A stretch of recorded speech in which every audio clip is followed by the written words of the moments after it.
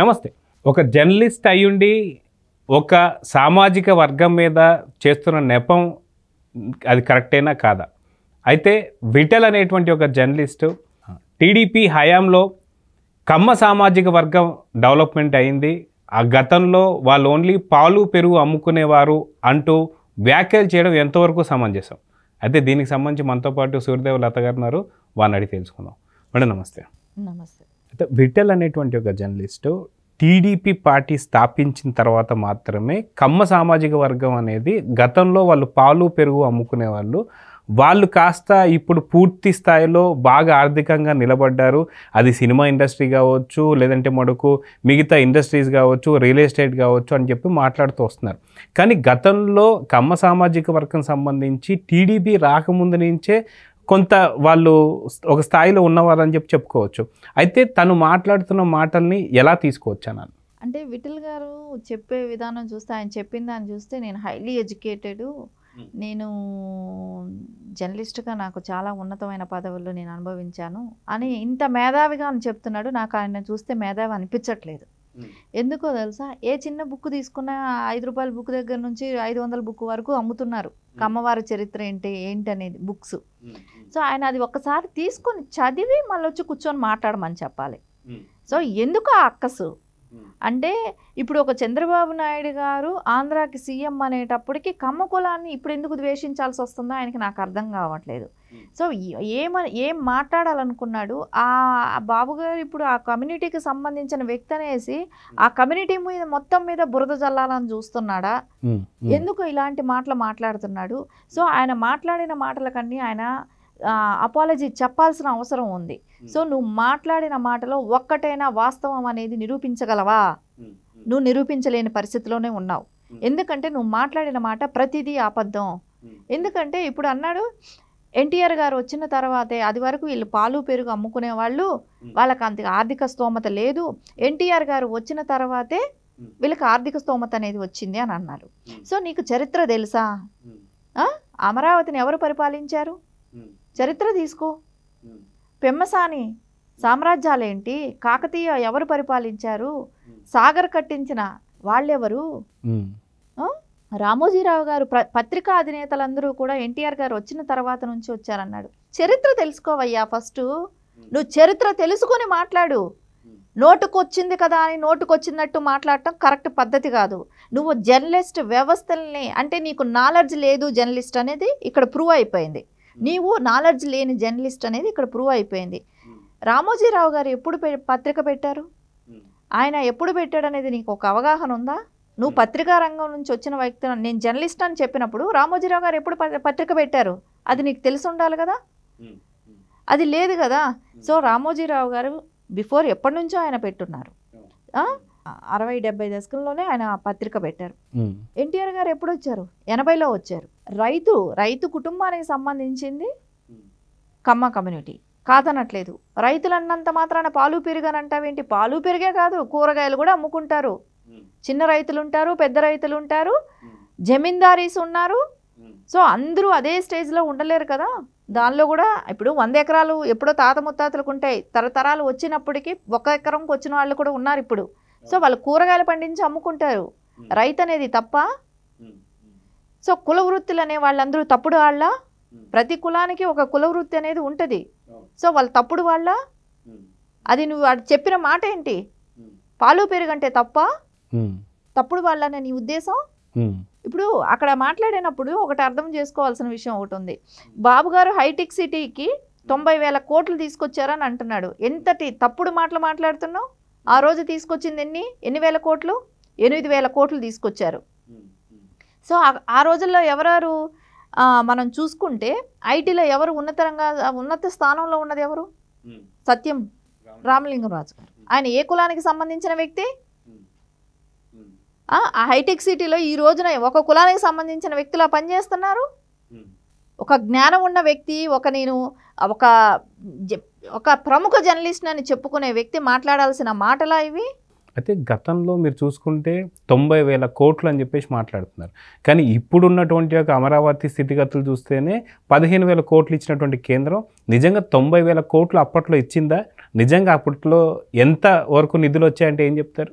అప్పట్లో ఉన్న బడ్జెట్ కూడా అంత లేదు కాబట్టి ఆ రోజును తీసుకొచ్చింది 8,000 కోట్లు.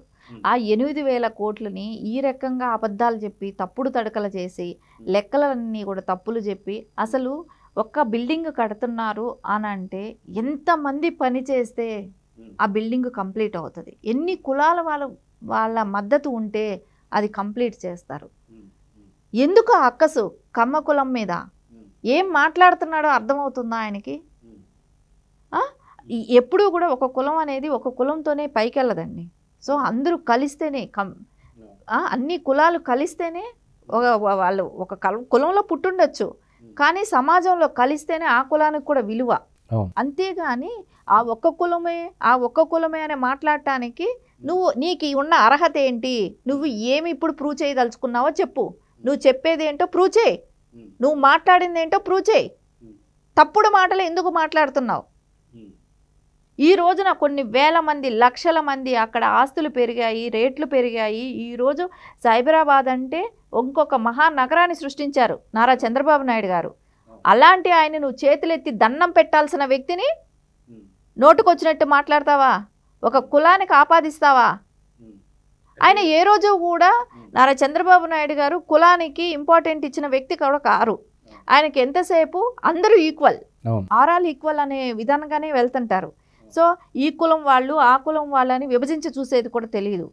అంటే తెలుగుదేశం అంటే బడుగు బలహీన వర్గాల పార్టీ, అది ఎవరు అవునన్నా కాదన్నా బీసీల పార్టీ.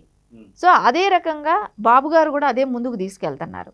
సో ఇప్పుడు ఎందుకు కుల వివక్షని తీసుకొచ్చి కులాల మీద రుద్ది ఈరోజు మళ్ళీ ఎందుకు గొడవలు పెట్టాలనే ఆలోచన? అంటే జగన్మోహన్తో కుమ్మక్కయ్యి ఇక్కడ కేసీఆర్తో కుమ్మక్కయ్యి చేస్తున్న మాటలే కదా ఇవి. సరే కేజీఎఫ్ అని పెట్టుకుంటారు, ఏంటి తప్పేంటి? అదేంటి ఎందుకు ఒక పార్టీకి ఆపాదిస్తారు?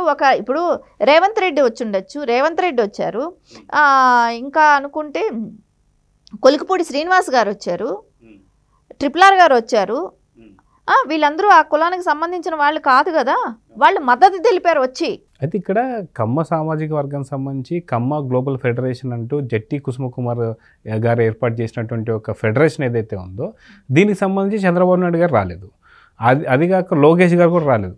కానీ వచ్చినటువంటి ఒక వేరే సామాజిక వర్గమైనటువంటి రేవంత్ రెడ్డి గారు, అదిగాక తెలంగాణ ముఖ్యమంత్రి స్థాయిలో ఆయన వచ్చారు.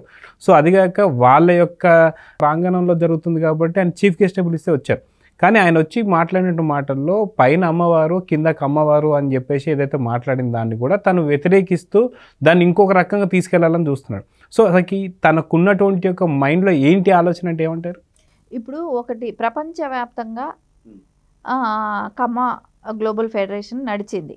సో ప్రపంచవ్యాప్తంగా వచ్చిన వాళ్ళందరూ ఉన్నారు కాబట్టి ఫస్ట్ టైం హైదరాబాద్లో నడిచింది కాబట్టి ఈ రాష్ట్ర ముఖ్యమంత్రిగా ఆయన హోదాలో వచ్చారు. సో ఆయన మాట్లాడటం జరిగింది. ఎందుకంటే ఆయన గతంలో అంటే నా అనుభవం అంతా కూడా నేను కమ్మవారితో నాకు చాలా అనుబంధం ఉంది అనేది ఆయన చెప్పుకుంటూ, సో వాళ్ళ మూలాన ఆయనకు జరిగిన బెనిఫిట్సే కావచ్చు, వాళ్ళు సమాజానికి ఏం చేశారనేది కూడా రేవంత్ రెడ్డి గారు స్పష్టంగా చెప్పారు అక్కడ. సో ఎక్కడ కూడా కమ్మవారు వాళ్ళే మేమే ఉంటామనేది ఒక గిర్రు గీసుకొని అనేది ఉండరనేది కూడా ఆయన స్పష్టంగా అక్కడ చెప్పడం కూడా జరిగింది. సో అలాంటి వేదిక మీద అక్కడికి ఆయన వచ్చారనే ఒక అక్కస వీళ్ళకి, లేకుంటే ఏ రకంగా ఎందుకోసం అక్కడ ఇప్పుడు ఆ కేజీఎఫ్ అనే దాని గురించి కూడా ఆయన మాట్లాడాడు అని అంటే, ఇప్పుడు జట్టి కుమార్ గారు ఆయన ఒక కాంగ్రెస్ లీడరు, ఆయన పెట్టుకున్నారు. సో తెలుగుదేశం వాళ్ళు వచ్చారు, సో అన్ని పార్టీల వాళ్ళు వచ్చారు, బీజేపీ వాళ్ళు వచ్చారు. సో అక్కడ పార్టీలకు సంబంధం లేదు, పార్టీలకు అతీతం. సో వాళ్ళ కమ్యూనిటీ అయినా కూడా పక్క కులం వాళ్ళు వచ్చినా కూడా వాళ్ళు పిలుచుకున్నారు, అతిథులుగా పిలుచుకున్నారు, ప్రోగ్రామ్ చేసుకున్నారు.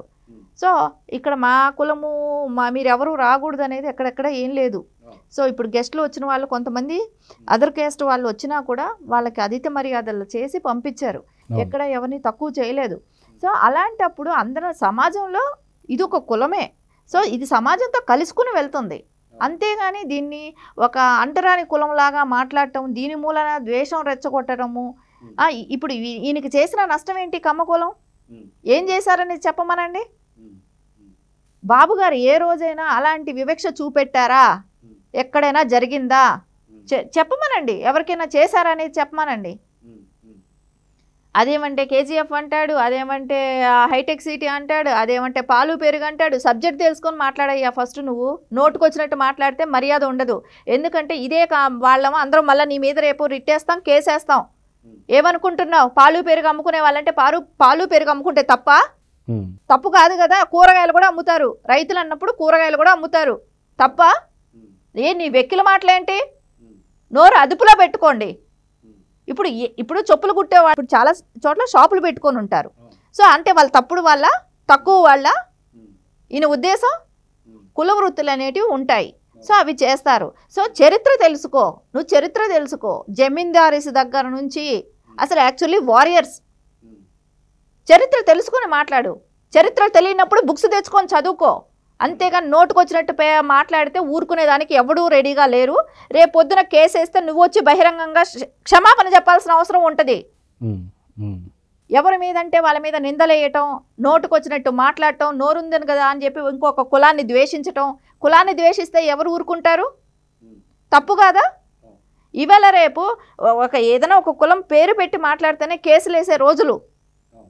ఎందుకు ఊరుకోవాలి అనేది ఇప్పుడైతే ఖచ్చితంగా ఆయన బహిరంగంగా అయితే క్షమాపణ చెప్పాల్సిన అవసరం ఖచ్చితంగా ఉంది. సో చూద్దాం మేడం, ఖచ్చితంగా జర్నలిస్ట్ విఠల్ అనుకుంటున్నటువంటి అతను ఖచ్చితంగా ఉన్నటువంటి ఒక హిస్టరీని చదువుకున్న తర్వాతే ఇట్లాంటి మాటలు మాట్లాడాలి. కానీ ఒక సామాజిక వర్గం గురించి ఇలాంటి మాటలు అనేది కరెక్ట్ కాదని చెప్పేసి అయితే మీ టీడీపీ సంబంధించి అయితే వ్యక్తం చేస్తున్నారు. చూద్దాం ఏం జరుగుతుంది. నమస్తే.